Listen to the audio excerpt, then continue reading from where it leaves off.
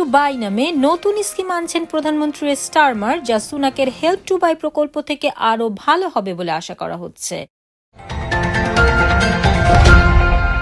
Health secretary ওয়েস স্ট্রিটিং জানিয়েছেন, family ডাক্তারদের ফিরিয়ে আনতে, হাসপাতালের চাপ কমাতে এবং বেতন সংক্রান্ত বিরোধ মেটাতে তিনি শীঘ্রই কাজ শুরু করবেন। অবৈধ অভিবাসীদের ব্রিটেনে আশ্রয়ের দাবি করার অনুমতি দেওয়া হবে, জানালেন লেবার নেতা।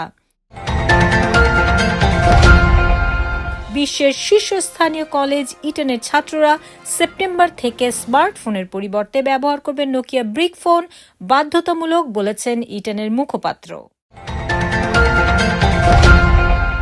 ব্রিটেনের নতুন প্রধানমন্ত্রী কিয়ার স্টারমার সোমবার প্রতিশ্রুতি দিয়েছেন ব্রেক্সিট পরবর্তী ট্রেড ইন নিয়মগুলোতে ইউরোপীয় ইউনিয়নের সাথে একটি উন্নত চুক্তি সুরক্ষিত করবেন এবং প্রাক্তন প্রধানমন্ত্রী বরিস জনসন স্বাক্ষরিত বোচ চুক্তি পুনর্গঠন করবেন।